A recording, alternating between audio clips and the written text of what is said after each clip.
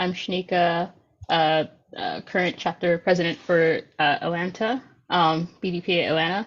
And I guess before we introduce the speaker, just wanted to highlight some things around BDPA really quick. So BDPA is a nonprofit membership organization. We're focused on exposure, so exposing our members to, I guess, technology, ways to grow like professional development, potential fields to jump into, and just overall technical advancements that maybe you haven't been exploring yet. So like our one of our ways that we try to stay connected to the community is our monthly meetings that we're having here, brought to you by Matrix, who's been partnering with us for the last couple years now.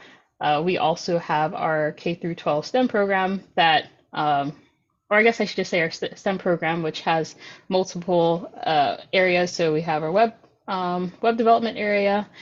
There's the data science that I believe that kicks off in May. So if you're interested in that, feel free to reach out. I believe it's mostly targeting college students, but if you know any college students that might benefit from that, I can always share more details. There's the Cloud Academy that I believe is starting actually this Saturday. I believe they'll maybe be joining, exploring GCP, I think Google Cloud Platform. There's a research area, so introducing students into how research is kind of handled in academia, and I think that's kind of the main ones, but I could always get into it more. But essentially, the STEM program that's kind of happening throughout the year in preparation for the competitions that happen at the conference this year. The conference is again here in Atlanta, and that's in August. So registration is open for the conference, and we're also always looking for volunteers for the conference. So I'll be sharing links towards our social media and to the conference as well. So if there's any interest in that, feel free to connect with us through any of those links or explore those links. So yeah, and so with that, again, want to thank our sponsors. So State Farm has been a big sponsor for us for the last couple of years. And again, as I was mentioning earlier, Matrix has been helping us, has also been a very big sponsor, providing us with content and new connections over the last year. So with that, I'll hand it over to John to introduce our speaker. You got it. You got it. See a number of new faces and names on, so welcome. And Shanika is always so humble, and I'm always like, I like to like beat on my chest and brag about the chapter. So there's 30 BDPA chapters, if you're not familiar with BDPA nationally. So the work that we've been involved for I'm coming up on like almost 3 years now, right, Victor? So it's been a great partnership. It's been so much fun working closely with Victor and Shanika. So the area that I think is like most special is what I've like watched Victor and Shanika do with the kids and the STEM program and coding camps and giving back in that part of our community. And what it's done is it's out of those 30 chapters, the Atlanta chapter has won the chapter of the year the last 2 years. And I think so much of that has to do with you two and the work that you've done with the kids and everything. So anyways, shout out to you guys for that. We're proud to be involved. We've been involved a long time. So Derek was the chapter president for like 2 or 3 years back, like 2014, 15, 16-ish timeframe. And so we were involved a little bit then, maybe not quite in the same regard as we are now, but this year our focus is on leadership. So the theme is on the topics, and the discussions are on leadership, and there's so many aspects of leadership, right? So we started off the year with empathetic leadership, having empathy. Last month, we had Mike Williams from Google talk about you don't need a title to be a leader. And we have a bunch of other great topics coming up tonight, very special to me. I love creativity. I love innovation. And I don't know if you have never heard Derek Brown speak before. I mean, it doesn't matter what the topic is. It's such a great presentation. So I'm so thankful for you, Derek, for agreeing to be in the lineup this year, and just a great topic on creativity and innovation, and the aspects of that. Like, how do you get that from your team? Like, how do you foster a culture, develop safe spaces for people to be honest about their feelings, and start to get a foundation to build from. So looking forward to the discussion. Known Derek for a long time. He was 22 years at Macy's, did a lot of different roles there. Went to McKesson, and now at Cover My Meds as a technical program manager and transformation. So with that, I'm going to stop. Oh, but no. Let me give you a little plug. You have a book. Yes. You have a book. I'll let you talk about your book, but I'll end my intro with one last thing. I think so much of Derek that I asked him to do our company kickoff meeting a couple of years ago on critical thinking. So yeah, we have a special person with us tonight. So I'm going to be quiet. Take it over, Derek. Thanks, John. I really appreciate it. That was a wonderful introduction.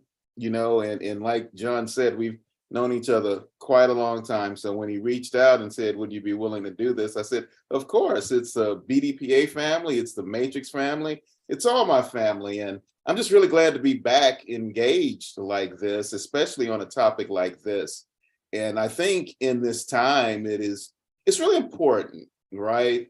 I was thinking about how to get into this tonight. And my whole thought was just start off with a pause. So, you want to pause. You want to pause and you want to think about it. And you want to try and think critically about the topic. As John said, I'm real big on critical thinking. It is core to my foundation. I've written more than one book about it, even in my fiction.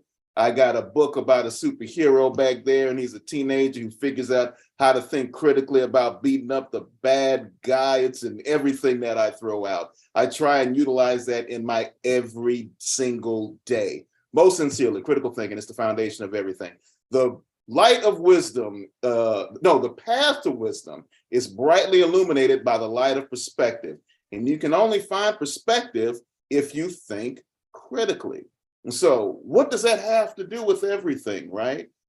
So again, I take a pause. And as John mentioned, I've gone through one aspect of my career to the other, and I've always seen creativity stifled, right? When someone walks through the door with a demanding sense, you talked a little while ago about someone speaking on empathy where you don't have that. There's no empathy, there's no compassion, there's, hey, look, I got the job, I'm the new boss, I'm dropping my load on you.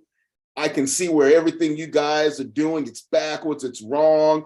I don't like this meeting, it's dumb. You over there in the corner, you're dumb. This is what we're supposed to deliver in 4 weeks. We're going to get it done, and that's just it. It's my way or the highway. That sounds like a good leader. Yeah, this is really a good leader. A lot of empathy, a lot of compassion, a lot of understanding. And I think those of us with any time and job in career know that that's not the kind of environment that fosters creativity. It doesn't breed innovation. It lacks critical thinking. It lacks perspective. And unfortunately, we've seen quite a few leaders, get elevated into those type of spaces. We've got a word for them. We call them boss. And I say that, and I'm being trite and kind of comical, right? Because you can say boss and still mean it positively, of course. But the dictator is not the environment that facilitates creativity and growth. That's not what we need. It's not what we want. It's not what we desire. It doesn't build. It's not accretive. It doesn't aggregate to the type of solutions that we look for in a world that wants to breed innovation. So it's real straightforward. I go back to the foundation of critical thinking. And John mentioned the book that I recently completed. I did that as part of diversity equity, inclusion, and belonging for my organization. And I approached it twofold, right? There's a story behind that as well. I'm sitting here where I'm hearing from people that are tired of talking about diversity. And I know some folks may go, okay, this is supposed to be about creativity and innovation. What's diversity got to do with it? Give me some grace. So in order to build an environment where you can foster creativity and innovation, you have to be respectful of the differences that people bring to the table. And so knowing that folks are getting tired of the D, E, I, and B conversation, I and a couple of other folks, we took a concept that we first understood and matured over at Macy's Technology. And, I kind of switched it up a little bit, and I tied it to something that I developed years ago, which is my own tool for critical thinking. It's called 3FE: find, focus, establish the fundamentals. It's a tool for motivational empowerment. I call it a poor person's critical thinking tool, because what I asked you to do is to think like a third grader. And I'm tying it all together. So story, right? And why do I say a third grade? I want you to think about when you're in that room, and this has happened to all of us, you're in that room and you're trying to hash out the topic. Innovation may be there, but it's already left the building because you've been dictated to that you've got to finish this thing. And this is what you're working on. And you're sitting there and you're being diligent. You look to the left, you look to the right, you look to the front. The guy over there in the corner, we all recognize him. That's the superhero. That's the guy that they always pull in when something's got really kind of wonky with the code and no one else can figure out what's going on. You've got a business analyst over there. Her eyes are big. You've got a project manager standing there who just got partnered with a scrum master. And they're both looking at each other talking about, I'm a little bit confused, but they're trying to hide it. And you're sitting in the back, and here's the God's honest truth. You don't know what's going on. You have no idea. But then someone 2 chairs to the right stands up and says, okay, after this last hour, what is it we're really doing? And then eyes light up. Everyone's kind of like, well, wait a minute. I'm glad she asked that, because, I didn't want to say it out loud, but I wasn't sure what we were doing either. So everybody's been in the room talking for an hour about how to move the project forward, but no one really focused on clarifying the what. Simple, everyday critical thinking. It happens so often. You don't want to be the person in the room to say, I don't know what we're doing, but invariably, most of you don't know what you're doing. And you're spending dollars, you're going through cycles, capacity is being consumed, it's all adding up. You're working on the project to get to the job, the end of job, and perhaps deliver something that the customer doesn't want, because no one stood up and said, ask the critical thinkers question, what are we doing? So taking it back to 3FE: find, focus, establish the fundamentals, execute. Think like a third grader. Remember, you would, in the third grade, if you're old enough, like Gray, you would write an article. You'd write an article for your teacher, and she would want you to ask those simple questions. What's the article about? Who's it about? When, where, how, and why? Take that, pick that up, and apply that to any given topic. Those are your critical thinkers' questions. So we're talking about creating an environment. We're talking about leaning into discomfort. We're talking about how to engage with other people to create an environment of innovation, and thinking critically about that as an objective is exactly what you got to do. But again, going back, why do I mention diversity in that regard? Especially when people are getting tired. You got whole states that are saying, we're not going to do diversity anymore. It's got to go. Well, I say to that, all right, but if you flip it a little bit and have some compassion, you might be able to see this differently. Diversity remains important. And it's not just about a color. We all know that. But if you need something different, the next part that I'm going to mention is where I went to with 3FE. It was 3FE to FCT. And that's that thing that we developed at Macy's. That's familiarity, comfort, and trust.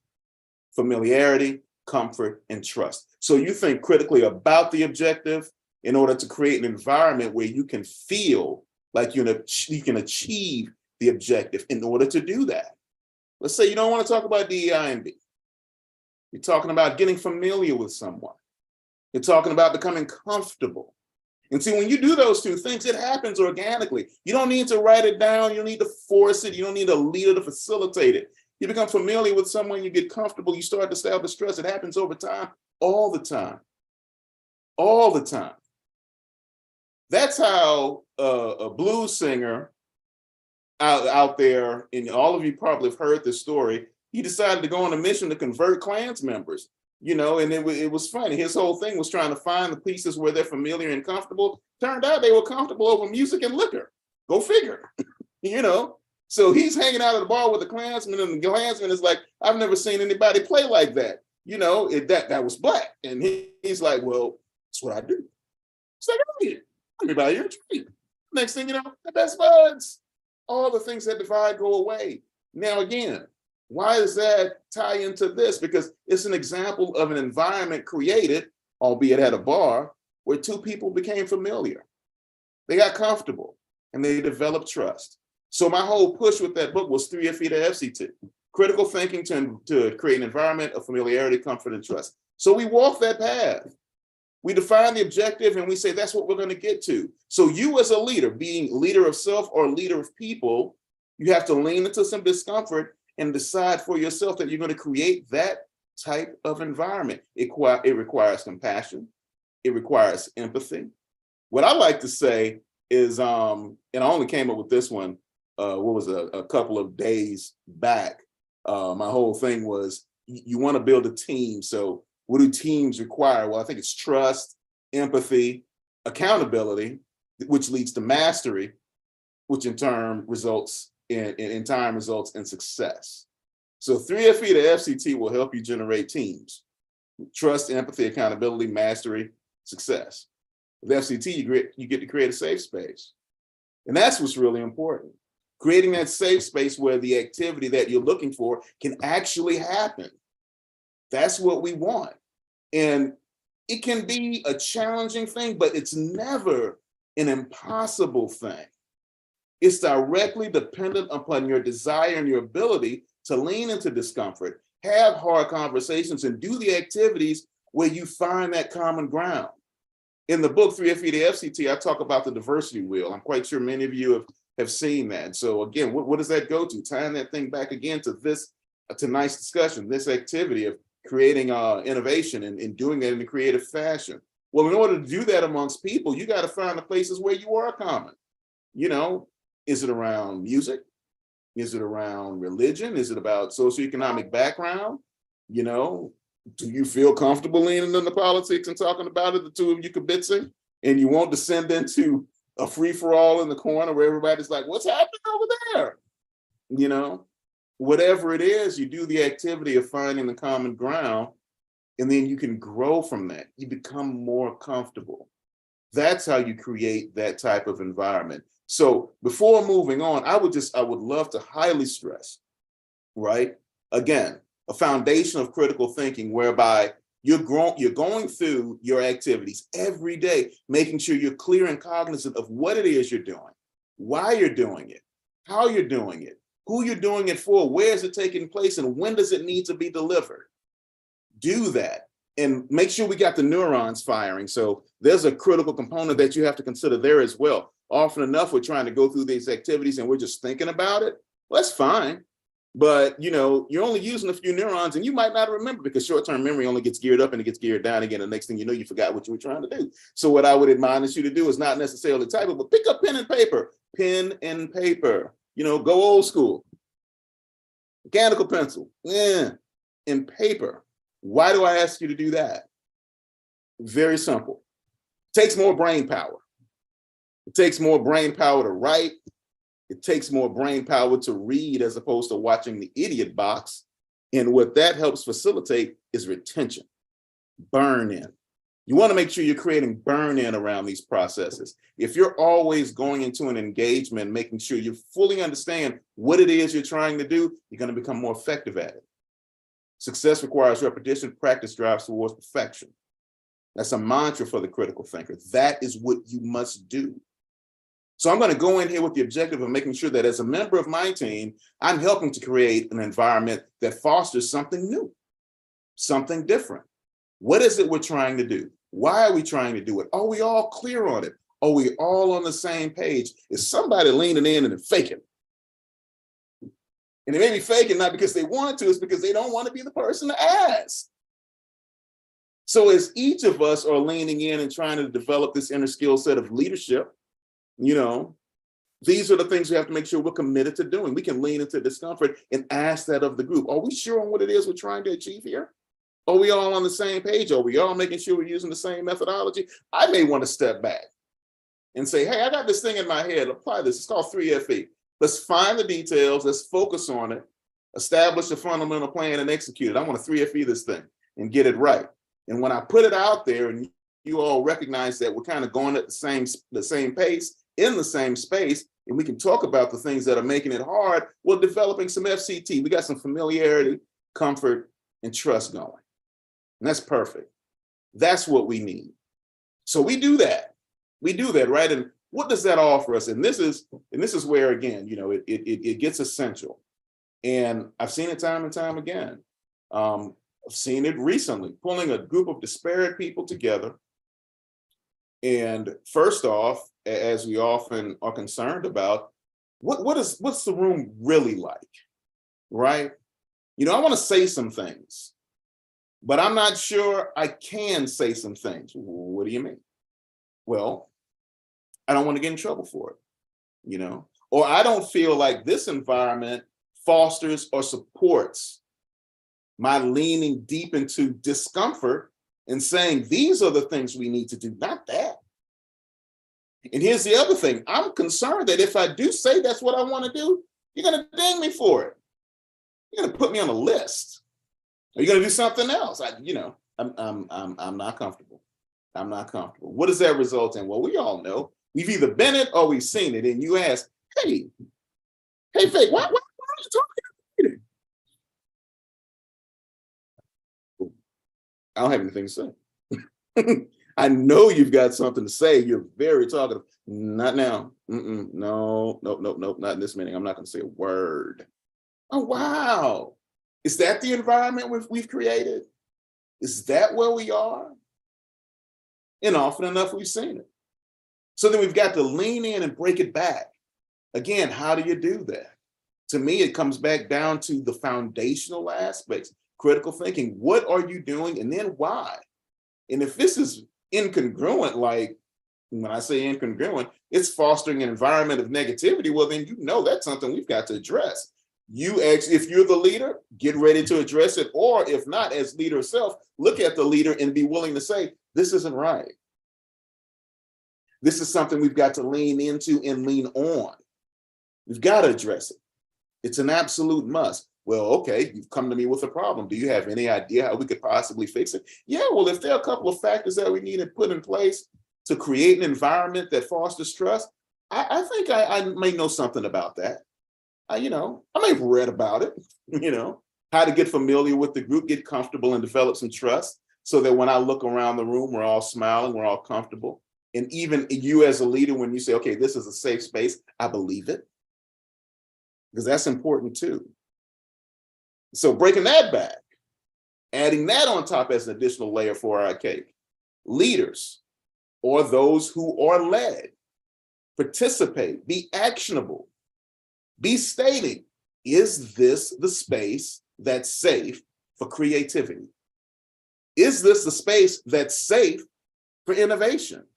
Ask yourself and be honest and deliver the truth. And if the truth is incongruent, then ask yourself, what are you going to do about it? What are you going to do about it? Who are you going to talk to? Leaning into discomfort and trying to get this thing sussed out is what's necessary in order to facilitate a space where the thing we're talking about tonight, developing this air of creativity and innovation, is absolutely essential. It can't be done without leaning into discomfort. Consider conflict. Comes in two flavors, positive and negative. I think we all know we don't like negative conflict, but it comes up all the time. And we see leaders doing it from, DC on down, right? All over the place. You find it everywhere. You find it in government. You find it in private industry. You find it all the time. And negative conflict usually arises because we don't have FCT. And with the absence of that, you've got agendas that are diametrically opposed often enough. to achieving an objective that's conducive and growing for everybody, as opposed to just a few. That's kind of how that happens. That's how that rolls. So if you want to flip that, then engaging in true critical thinking, understanding how to gain some FCT in your environment should lead you to do something a bit different, something diametrically opposed to what you've experienced. And that's positive conflict. Understanding that your perspective around what we're trying to achieve may be different from mine, but I don't just attack you and you don't just attack me. We understand why. So we suss it out. Lean in 3FE, find the details. What is it? What are the pros? What are the cons? Write it down. This solution is good, that I think it's good because of A, B, C, and D. You think the solution is good because of E, F, and G. And we're not going to just beat each other up about it. We're going to throw it in the crucible. We're going to fire it up. We're going to run it around. We're going to cook it. And then what we hopefully would end up with is something that's peeled away all the negative, all of the immaterial, the things that don't build to a solution that fits the mold. That's what comes out the other side of the crucible. And that's what we achieve when we lean into positive conflict. All of these things are essential to creating the type of environment that we want. So creativity itself in a space of innovation. What are we talking about now? What is it? ChatGPT, artificial intelligence, NFTs. Everybody wants to throw out an NFT. I threw out one last year, didn't sell anything, but it was a good look. I got educated behind the concept. I loved it, right? So, you want to introduce these concepts at the workplace. So if I'm a leader, then it really does become simple. The difficult part, as always, is getting the diversity applied. Again, diversity might not be the word that folks find popular anymore. So then let's say it differently. I'm just looking to carve out a space of familiarity. You're comfortable. Let's build some trust around this. Say there's a space, time and space, be it Fridays, where I'm going to allow you to come to the table and talk about a thing.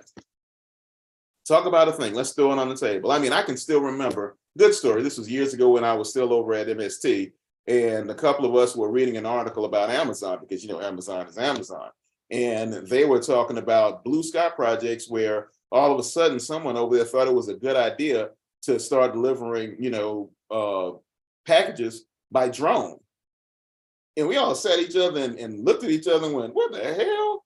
Now I'm a sci-fi guy myself anyway, so I wasn't like, but all of us in the room were like, man, that's not going to work. You can't do that. It might run into a helicopter or something, or, why would you even waste money trying to do that? It's too heavy. The drone won't go there. For all that negativity was thrown out on the table.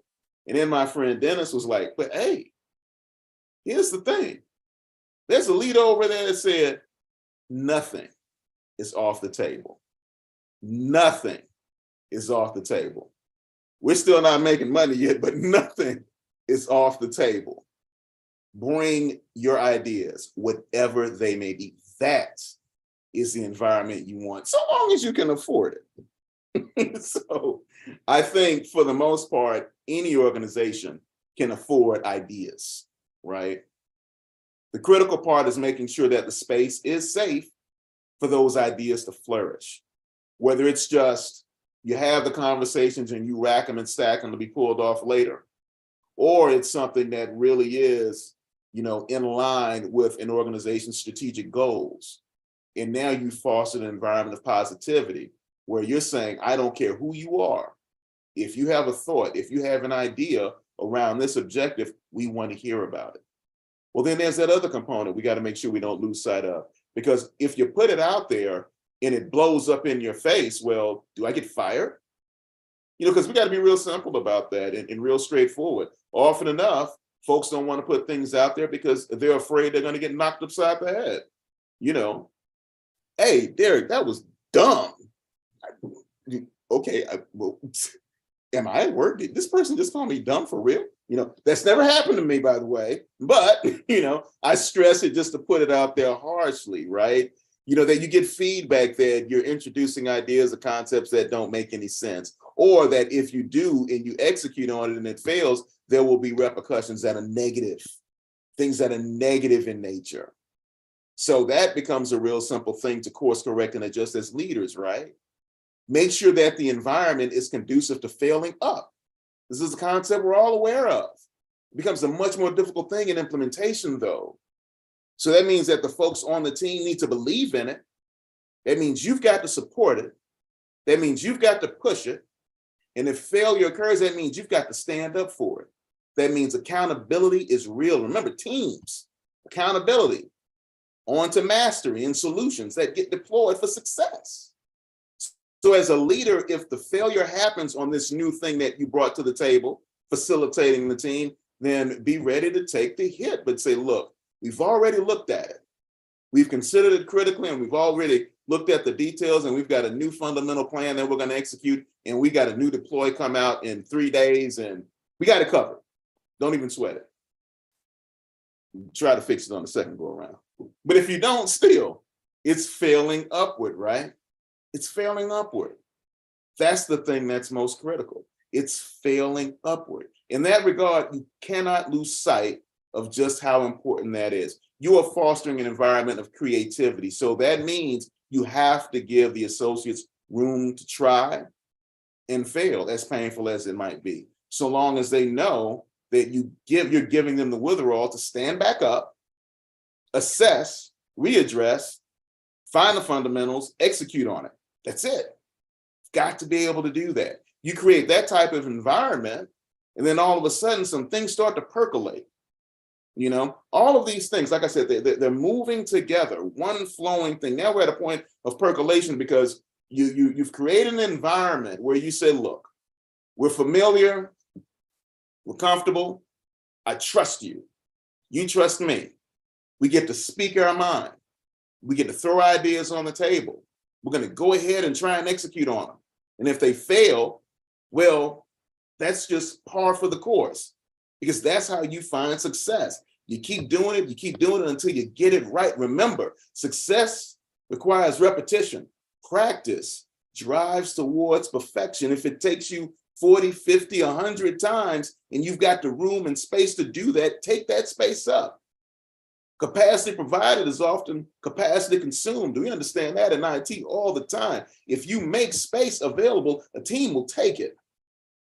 That's the environment you got to put in place. Now, as they take that up and they try to execute on it, your job is to make sure they have whatever it is they need, that you fully support that creativity, that as they execute, you are there to lend it, not to get in the way now, not to step in and say you did that wrong, but to trust them to get the job done right this time, because you've provided them with whatever it is they need.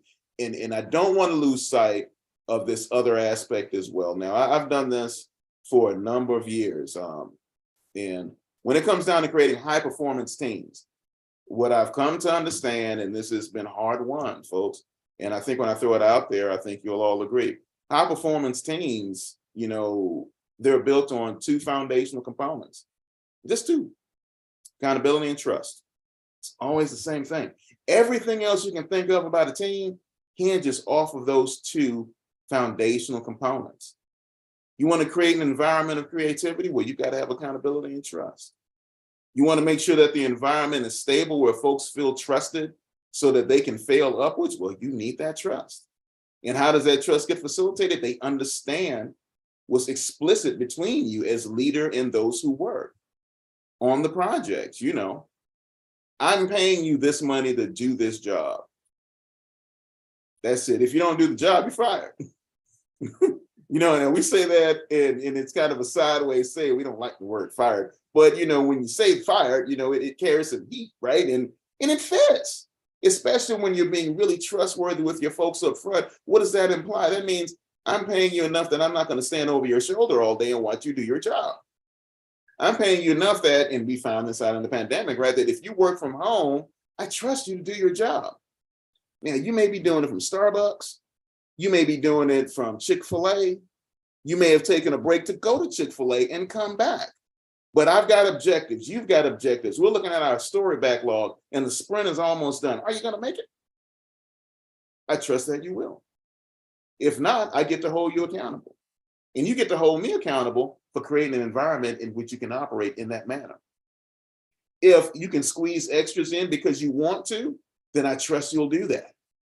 That's the environment we've created.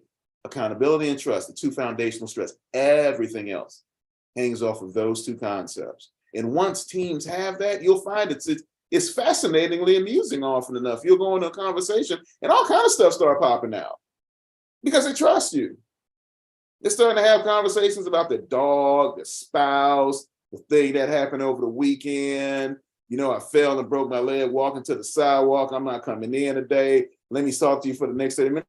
I don't have 30 minutes to talk about your broken leg and how you went to the hospital, but I appreciate you letting me know. It's almost like family. And once you've got that on the team, once you've got that air, that space, that those dimensions have been expanded, then all of a sudden, the rest of it comes along. It's not even a cakewalk. It's like a sprint. No pun intended for the agile-minded out there, right? It's like creativity is springing off the backlog because they know they can. Because you, as a leader, you've created that environment. And that stuff, you know, we joke about trickle-down theory sometimes, but those behaviors really do trickle down. They really do. I've seen it time and time again. If I tell my folks to think critically, lean into discomfort, and feel free to go into a meeting and say, I don't know what we're doing, then they'll do it.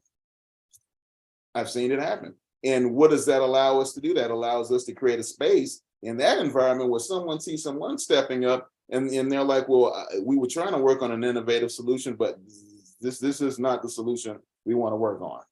You know, so can we take a step back, clarify, fully understand what it is we're doing, and define a solution that much more accurately fits the mold, or even better. Often say, you know, you do the best you can within the parameters provided. That's because you only have limited resources, time, you know, constraints, all of those things apply. But when you can, and someone's giving you the wherewithal to do so, bust the parameters out. You do the best you can within the parameters provided until you don't need to anymore, because you can knock those parameters out the box. And that's creativity in action in full force. I've seen it time and time again. And when you zap someone with that, as opposed to sapping them by constraining them, micromanaging them, being very dictatorial about the objective, then all of a sudden they start to rise up like pure energy. It's fascinating. I love to see it. It's like watching TV. Again, but we got to be careful when we say TV, because TV is the idiot box and we want to make sure we use a pencil. Think critically, make sure that all the neurons are firing. But when you do this with a person and they're going on all cylinders, things just pop out. They say stuff that they've never said before, and now they feel comfortable doing it because we fostered that environment, that space of creativity. And you did that by thinking critically about the objective. You 3FE'd your way to it. You found, you focused, you established the plan, you executed it. And as you did that, you found your way to familiarity, comfort, and trust, FCT. You create an environment that might not necessarily be boundless, but to the folks engaged, it may feel like it. And that's what's important, because if they feel like it, then all of a sudden you get folks who show up one day and say, hey, have you ever thought about taking that box and letting a drone deliver that to the house? You know, because that sounds like a really good idea to me. You know, about 1,000 drones flying over LA County delivering boxes. I think it's a great idea. That's what someone at Amazon felt like. And that's got to be a powerfully liberating feeling, to know you can come to work and say, this is what I'm thinking about doing, and be perfectly willing to throw it out there. And your leaders, they don't take it for granted. They take it seriously.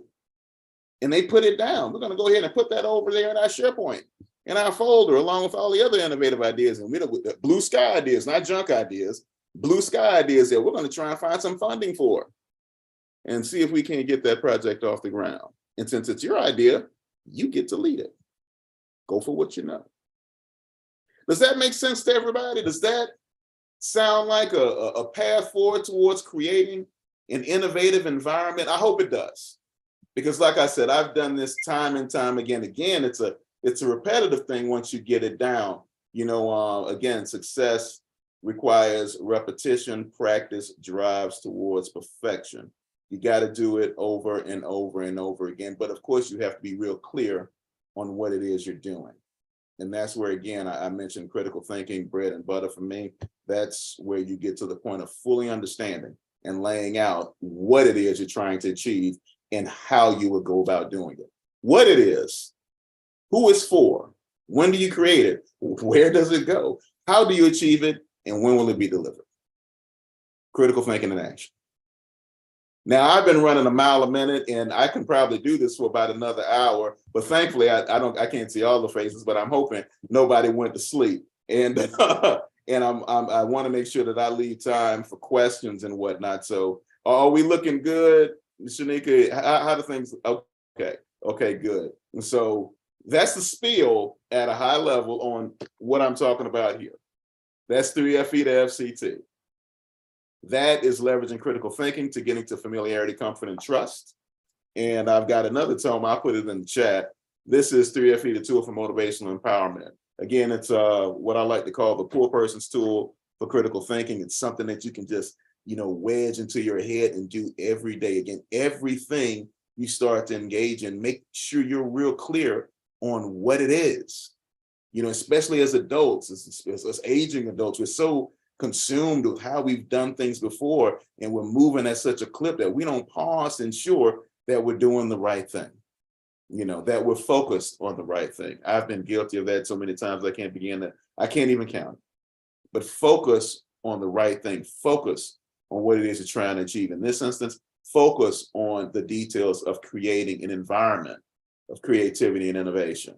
It's no trite thing. You just don't throw up a sign and say the next day, I want everybody to be innovative. You got to put a little practice in it.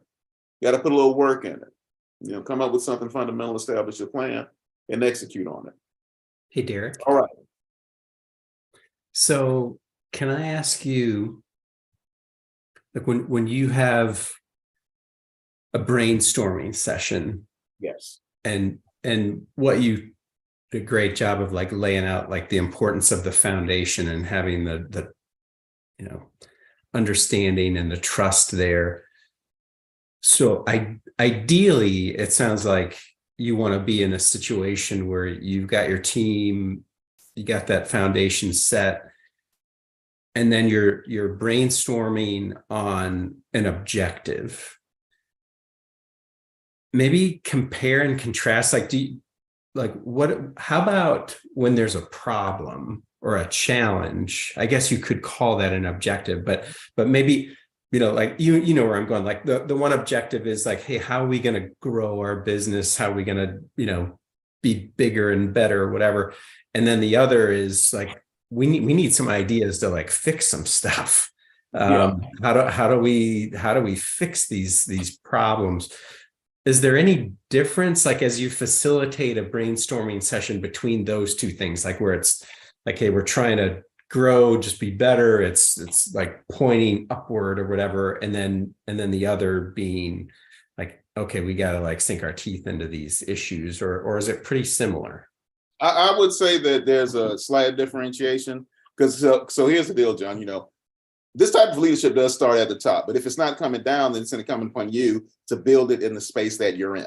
So if you're setting strategic objectives or you're talking about, what the roadmap is going to look like, like from a safe, agile perspective, that's a big program increment.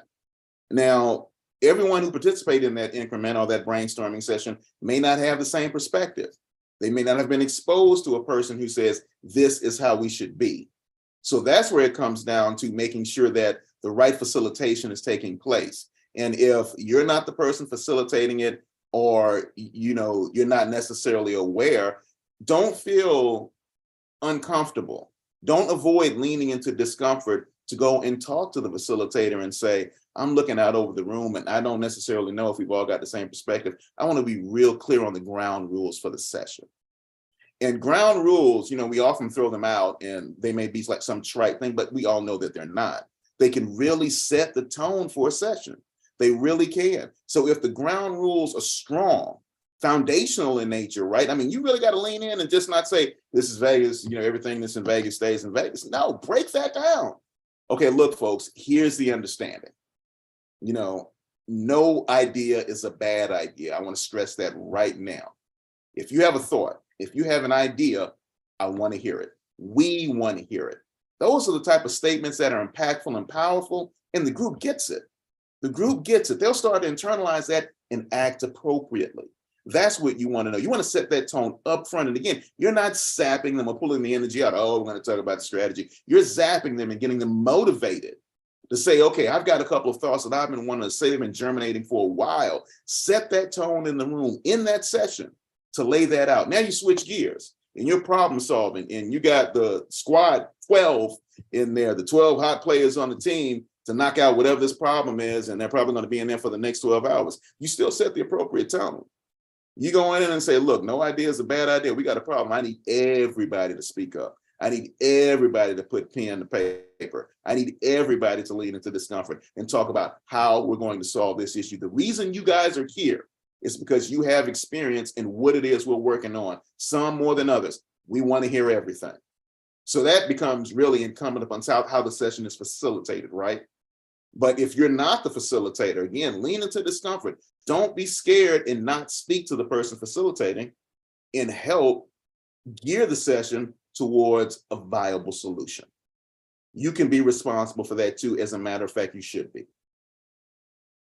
Good stuff. Thank you. I saw Victor come off mute before. I think I jumped in right before him. So oh, no, I was going to make a statement, a few observations. And of course, knowing Derek, when I think about 3FE, the FCT, especially when it comes to creating innovation within teams, you know, some things that jump out to me is, of course, when you're creating that familiarity, comfort, and trust, there's also this element of allowing the group to fail. And then when you think about innovation and failure being a big component of innovation, rewarding teams that are ideating, you know, pursuing their innovations and may not achieve the desired result for that particular scenario. However, those scenarios sometimes contribute to another end result that possibly wasn't being considered beforehand. So just figuring out ways to continue to reward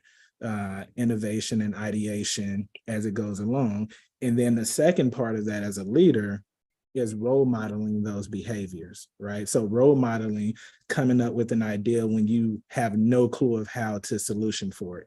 And also, to Derek's point earlier, ensuring that you advocate when you are ideating, that people aren't trying to problem solve and throw all the barriers out there, which of course stifles innovation, right? You know, the moment you put an idea out there, somebody's telling you why it can't be achieved versus why it can be achieved, that's a quick delimiter to your people being encouraged to contribute to that innovative conversation. So role modeling those behaviors, expressing and showing how you failed and how you've leveraged those failures to continue to grow. Because as leaders, we failed a lot and we still achieve, right? So sometimes people think it's a magic school bus that got you to where you got, but no, failure got you there, right? So really just showcasing to the people that you're around, you know, this is a pathway, and I encourage you, you know, to explore these pathways as well. But I love 3FE to FCT. You know, the concepts around it, you know, building familiarity, confidence, trust, and how that can contribute to innovation within teams, I think is just an amazing concept. Absolutely. And I just want to reiterate that part that Victor said around there. The as you create that environment, you know, it is important that the folks participating in it recognize that it's recognized. You recognize that it's recognized in whatever form that awarding may take. Right? It might not directly translate into a bonus or anything like that. But then we also come to understand, as we look closely, often enough, people aren't necessarily looking for that. Some are just looking at that was a great idea. So we got to make sure we do that they get acknowledged, that, you know, folks take the time to recognize that you put that out there. It was a great idea. We executed on it, and now we're running it. Absolutely a must. So I just want to make sure we reiterate that piece that Victor called out, that, you know, as part of the overall formula, the cycle of innovation, that the recognition comes on the other side. I think it's very important.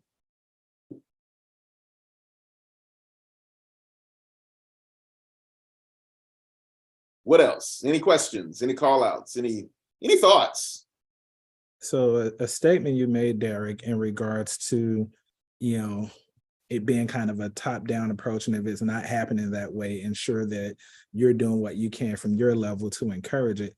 How would you suggest you approach a situation where from the top down, it does seem to be a delimiter to innovation? Being, one of the things I share often is that sometimes the biggest inhibitor to progression is past success, right? So sometimes those top-down leaders are looking at what worked in the past and they can't see, that we probably need to shift. So how would you encourage us to address maybe that top-down leadership structure and get their buy-in for innovation? Okay, so that's such a good one. And I like to think that as time has gone by, that leaders across the board understand how important it is. So you're not getting that, all those bad leaders out there who still see things negatively and won't acknowledge or won't pay attention to what you're trying to bring to the table. But unfortunately, we know that's not the case. They're still out there. But, the main thing really is leaning into discomfort still. I still have to say that, right? And it's not an easy thing in some situations, but you have to find the confidence to state what it is you're trying to state and be open and honest with your leader about it. That might be how the conversation starts. I want to have an open and honest conversation around how things are progressing when we're trying to create an environment of positivity that leads to creativity and innovation. Can I please offer this as feedback? And those are difficult conversations, but you have to be willing to have them. And in today's corporate environment, usually that comes with some backstop for you as an associate, so you don't get in trouble.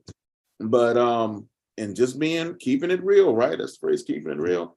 If it does go sideways, sometimes you got to vote with your feet. I myself have worked for a leader who leader's not there anymore, right?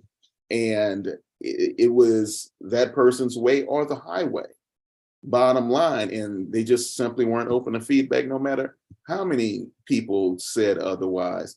Well, eventually it became too painful and leaders above decided to do something about that situation. I can recall once when myself and 3 other managers went into our vice president's office. And unfortunately, we did that, right, to complain about the leader that we thought was trying to foster a creative environment, but was creating a painfully toxic environment. Now, we leaned in, we got very uncomfortable, and we went and had a tough conversation. And I don't mind saying that VP he kind of leaned in a little bit and said, so here's what we're going to do. The 3 of you are going to continue to try to work with him to make him better at his job, which, one of us almost started crying because that's not what we were looking for. This is not the innovative, creative environment. At this point, we're like, he doesn't know how to make one, right? It's bad fit, he shouldn't be in the job. And even though we were his subordinates, all of us are thinking the same thing. It's that because we're all aligned. And then to go to his boss, we did an end run around him. Yeah, we did that. We did an end run. And, we were open and honest and we had details and we're like, do something. Now, there are things, in my mind, we could do like in our minds, we were screaming, move him, put him somewhere else. Just keep him away from us. Well, that's not what happened. Instead, he gave it some thought. He said, I really looked at this. And what we need to do is make sure we put together a plan whereby the 3 of you are coaching him to help him be better at what he is doing for you. And it was a fascinating state of affairs. Like I said, one of us actually shed a tear. It was painful. But, one of the things about it, you can either vote with the feet or the feet get voted. And that's how that actually played out because it became too difficult. We suffered for a little while longer, but the environment was not conducive to creativity or innovation. And that leader was moved and we stayed. And so, our VP really, he got the lay of the land and he understood that, this really isn't working. And again, where I was telling my peers, and I will say this to the folks often enough, you may find yourself, or let me say it differently. It's always good to give grace. But if you're in a very difficult situation, lean into discomfort earlier as opposed to later, and be willing to give grace up front. Why am I saying that? Because the road of difficulty may be long. It may be long, and the faster you start to get to some kind of solution, the better off you'll be. So what does that play into? That means being ready to have difficult conversations with peers and leaders around the environment and why it's not working earlier, as opposed to saying, 3 months, 7 months, 9 months, we're just grinning and bearing it and screw it. And now you want to complain, right? That brings up all kinds of things like, well, has it been okay for the last year and a half or whatnot? Why are you just saying this now? And there's always reasons why, and we know most of them. But what I would say to each of you is, if that situation starts to arise, make sure you're on it faster.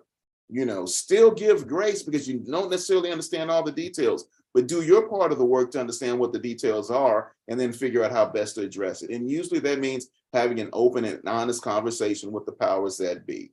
Be open and honest with your leader, be open and honest with your team, make sure that everything is just as you see it, and then try and figure out how you can come up with those wrenches, to move things, change things. Because perhaps, and here's where grace becomes important again, it may be a couple of things that, that leader has a blind spot on. You don't know, and you'll never know if you don't ask.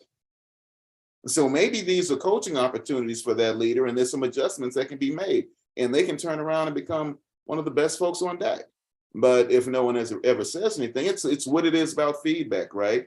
If you never get the feedback, well, you can't make an adjustment. And if you can't make an adjustment, you can't course correct. If you're trying to go right and you keep going left, well, you're just going to keep going left, right? Yeah, I said that. And I will throw out there, Derek, as a part of your answer, toward the tail end here, is that coaching up, for those that are on the call or may listen to this in the future, coaching up is a great sign of leadership. So if you take opportunities to, step into discomfort and provide, a perspective that your leader could leverage in order to make themselves better, and they actually get results from that, they're going to love you for it, right? So coaching up is a great sign of leadership. But I did have another question, and everyone else on the call, if you have questions, definitely unmute and jump in, because I don't want to feel like I'm dominating the questions. But as was mentioned, our STEM program is a large component of what we do for BDPA Atlanta. And, I don't have the data to support this statement I'm about to make, but I think it's something that's common, in society. We say the younger people are, the more innovative and creative they tend to be.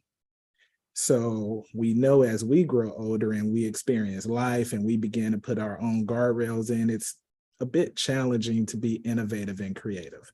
How would you encourage us, especially those of us that deal with younger children, whether they're our own or in our community, to help, continue to inspire the innovation that our younger generation have, and try to encourage them to keep that motivation as they kind of age and mature and step into adulthood? It's real easy. And you already know it, Vic. We talked about it before, actually. Look, I'm saying, folks, you got to play. Play. And I don't necessarily mean play with Play-Doh, right? What I'm talking about as you get older, here are a couple of things that are really critical. Life is about learning until the day you die. You may get weary sometimes, and you may get off track a little bit or take a pause, but find the energy to get back to it. Like I said, last year I did an exercise in learning how to build NFTs, and that was just for fun. This new technology comes around, play with stuff, and when you do play, include others, right? Let folks see you doing that. And even though what Victor's talking about, we emphasize and focus on technology, play with other things too, right? Even I remember a couple of years back, we were looking at those, what are those things, Victor? Those rolling robots, those spheres. I can't remember the name of the things right now, but they're remote spheres, and they're technology related, but still, they're like toys. They're like toys. Toys are fun.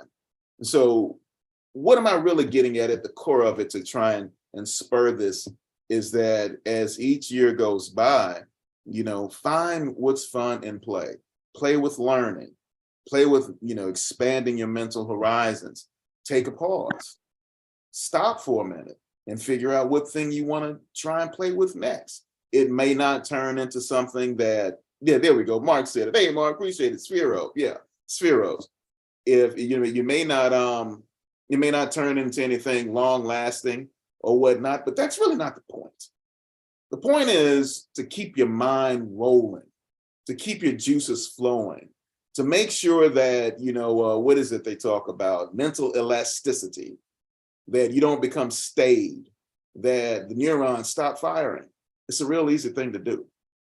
It really is. And you just got to be careful, So that's what I would emphasize for everyone, build your list of things that you want to try and work on. Do you like woodworking? I know we're BDPA, we're talking technology and whatnot, but hey, if you like to whittle on a piece of wood, go make yourself a coffee table, get yourself some tools. It's all about getting your mind running in rotation. Do you like running? I used to like to jog. I'm kind of big, but I tried, and I don't do it as much anymore because clearly my shoulders did something to my back. So I like to hit an elliptical. But anyway, that's motion. That's motion. All these things matter. All these things matter. So, Vic, when you're talking about what do you do for yourself and what do you do to inspire others, it's say you're doing those things and then do them and be seen doing them. Exercise your mind as well as your body. Pick up other topics that you want to play with and execute on them. Put them out there. Let folks know you did it. See what kind of value it has. And the most value you can definitely have is it may have done something for you. You learned something.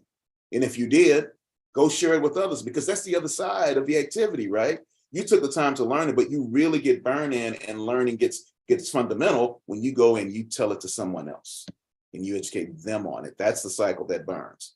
You get that going and then your mental acuity continue to go up. That's, as folks get older, the more they do that, run their mouths, exercise, you got octogenarians out there still trying to drop wisdom. And that's because they got something to say.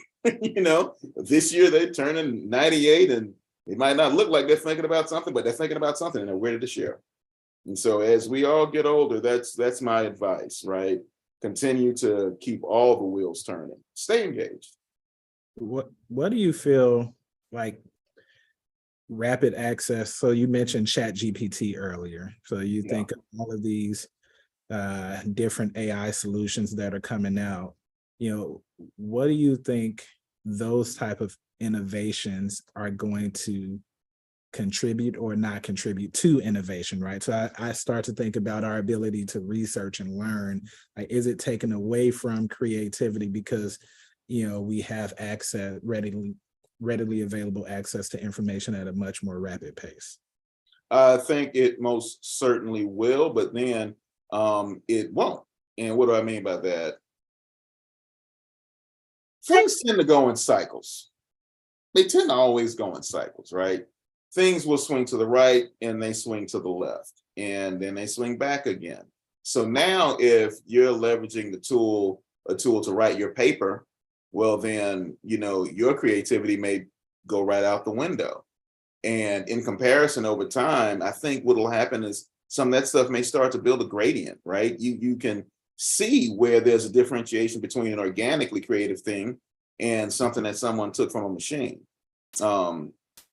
When or if we do get to the point where we're not discernible and you can't tell the difference, I think another question may come to pass. But at least right now, when it comes down to leveraging these tools, like I think it's Morgan Stanley or some company just recently announced that they're going to use that to offer up solutions to their financial advisors. They want to use it to cull the data and, and pull information out and extract and aggregate so that their financial managers can use ChatGPT and get quick answers. They'll facilitate conversations with customers. Now, that means they're going to use less of their own brain power, and that's going to help the conversation for sure. But to your point, some creativity may be stifled. But I always say this, if innovation innovates, then it still innovates. So what do I mean by that? Well, because someone came up with one thing doesn't mean someone's not going to come up with another thing. As the pendulum swings, guaranteed, folks will advance the technology, but then someone will have another idea and it will build on top of that. Whether it makes us dumb or smarter is the question. But someone is going to have another idea. There will always be ideas. There are entire, I love to say, and you've heard me say this too before, Big, every human being is a billion possibilities. That's more than enough possibilities in any given lifetime. So with that understanding, creativity is almost unrestrained, absolutely limitless, especially when you create an environment in which you can do it. And so even though we're coming up with these new tools to facilitate solutions, and it seems like they may stem the tide of creativity, in some respects, they may augment it, and something different may come out. Good evening, Derek. How are you doing? This is Ken Reeves. Hey, Ken, how you doing? Good. Well, when you're talking about Chat GPT, we're actually using it for our recruiters, and they're actually leveraging the tool to ask technical questions and getting technical answers and response back. And so that's how we've been actually utilizing a little bit of the Chat GPT. And just to add a little bit more to it, I think from a creativity standpoint, I think for those individuals who may need a little help, it's helping them think a little bit more. And then I also believe someone like yourself, where you're just a natural writer, I think it would even help you even more in terms of what you're doing. So I think it's a win-win from that standpoint. Well, there you have it, a different perspective. Appreciate it, Ken.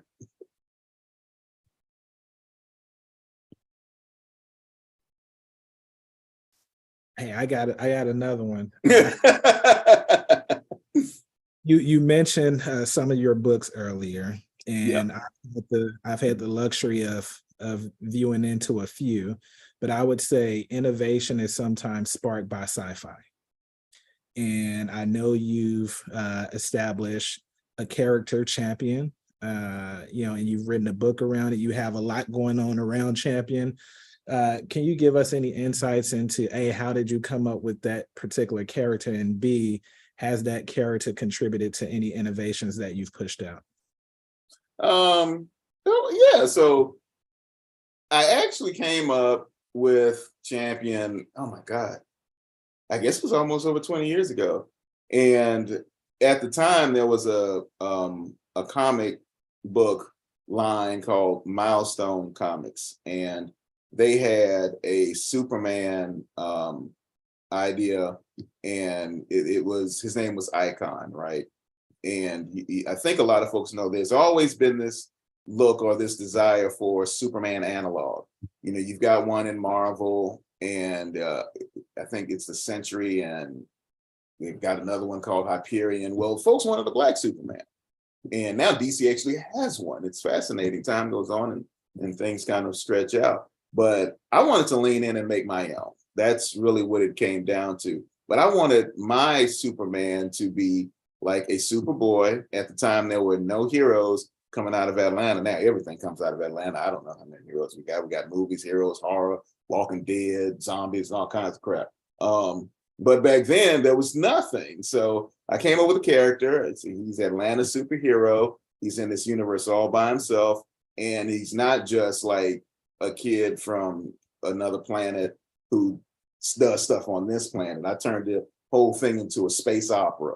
And, that I got really imaginative about it, and thinking about that, to your point, but just thinking about it and dreaming about it a lot.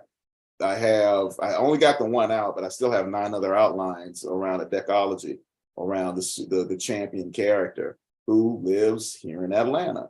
And the innovation that spurred for me was just writing that one story and seeing that I could get it done, that I could actually write that, made me create an entire universe of written material and characters that, most of which is still on file, that, hopefully one day I'll get the window to push this stuff out. But let me see.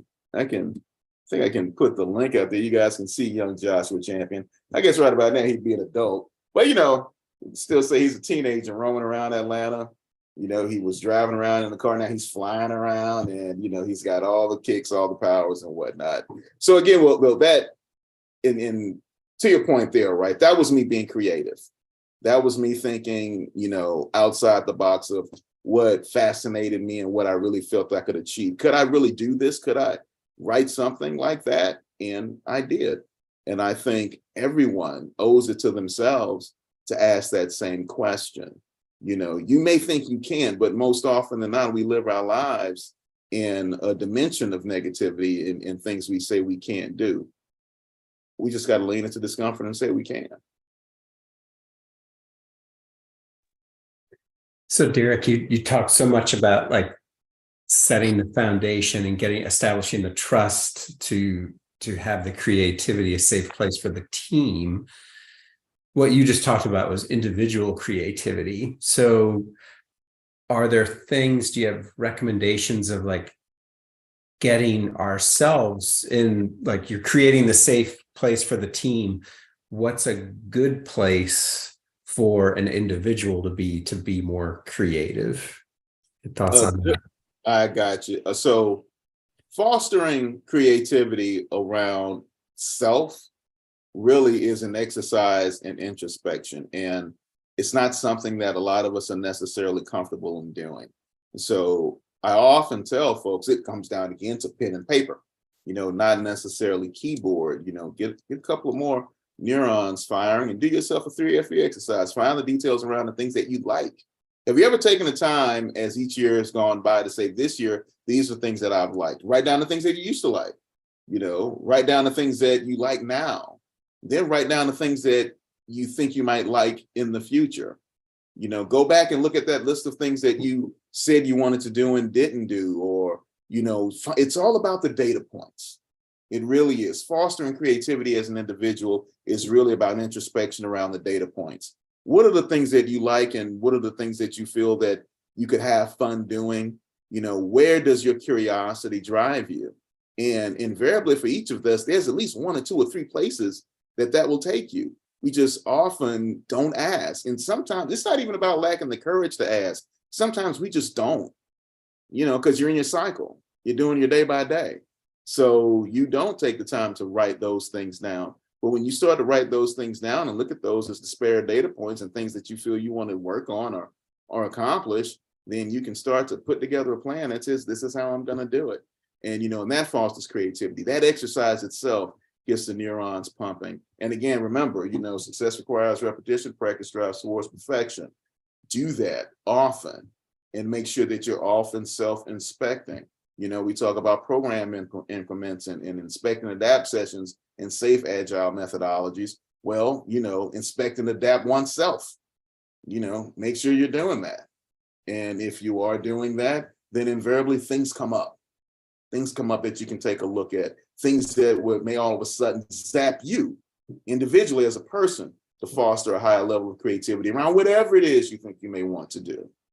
But that is how you can spark a fire for yourself. But again, we talk about leaning into discomfort. You got to be able to lean into discomfort for self. Introspection is required. Good stuff. Thank you. Absolutely. Hey, Derek. It's Mark here. I have a question. I don't know if you may have already touched on this, but in terms of innovation, right, we're at a point where spaces are innovating in several different directions. So in trying to keep abreast of technology as well as spur your curiosity, how do you determine like what you tackle, what you go deep in, and then what you just kind of get a surface level knowledge? Because I know you've done something in like the NFT space and other things that have come out recently. How do you determine what you want to know more about? Right. So there are a couple of levers that you pull in order to figure that out, right? Well, the first one really is, what's your objective for self, right? There's a ton of technology out there and you're not going to be able to consume all of it because technology moves at the pace of innovation. Innovation outstrips the individual's capacity to consume often enough. So how deep do you want to go is directly dependent upon how deep you feel you need to go in order to achieve what it is you're trying to achieve. Do you want to become an expert in the space? Well, then you know that requires more work. Ask yourself that question. If you just want to be, you know, cocktail conversant, then go ahead and learn the high level stuff that folks often have conversations around at sales meetings and whatnot. That just means you're tuned in, you understand, and that you have a passing concept of whatever the technology is. That's for most people, right? And that's there's nothing wrong with that. But if you want to go deeper on a thing and it's just for your own edification, then again, self-introspection. Find out how deep you really want to go and then go do it. Do you want to sign up for an online course? Do you want to train yourself in that activity? Is there an ulterior motive beyond doing that activity whereby you want to facilitate some kind of financial reward for that work? Those are the questions that you have to ask yourself. So really it comes back to 3F either thing. What are you doing? Why, who, when, and where?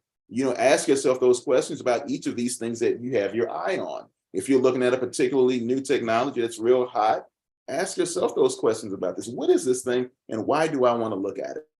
And once I understand clearly why I want to look at it, then those questions lead to other answers around, well, this is how deep I think I need to go to become conversant.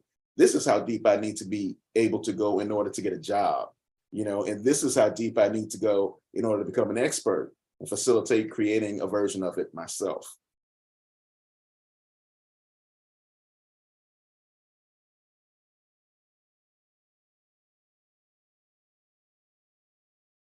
Thanks for the question, by the way, Mark. Thank you for the answer. All right.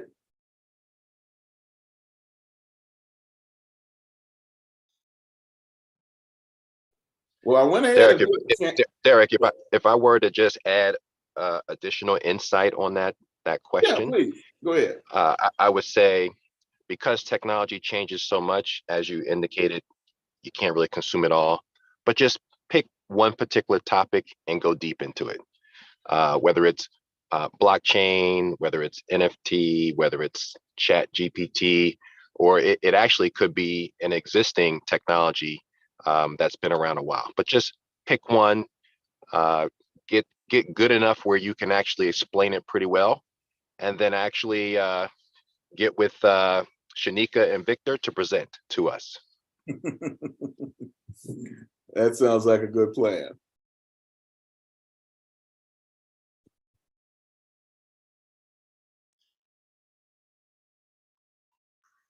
Folks have any other questions?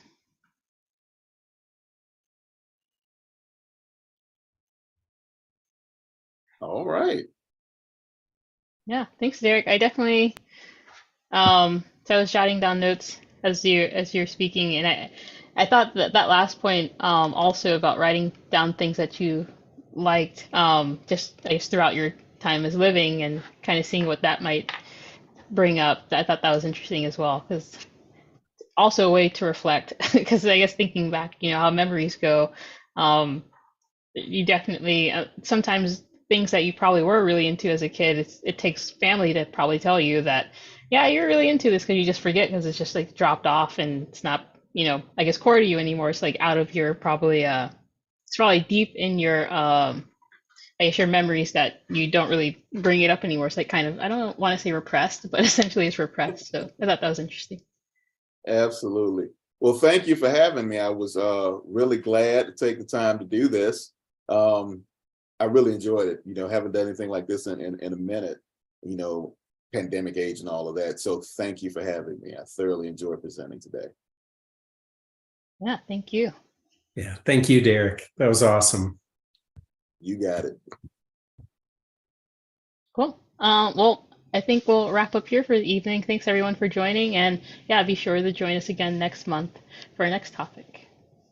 Sounds good. Yeah, we have Stephen Miles from the state of Georgia, the Department of Environmental Protection Division, and he's going to talk about like lessons learned on remote working. So just how it all started in the pandemic and progressed during the pandemic, and now we're at the tail end of it, getting out of it, but we still have remote teams, and there's so many dynamics there. So it should be a great conversation. So and then the month after that, I'll put a little early plug in. We have a friend of many of us on the call. His name is Ed Salako. He's going to talk about purpose, and we may have we just might have that meeting in person. What do you think about that, Shanika and Victor? Yeah. All right. Good stuff. Derek, thank you. Thank you, Derek. Absolutely. Cool. Thanks everyone for joining, and yeah, thanks. Enjoy the rest of your evening. All right. Have a good night, everybody. Thank you.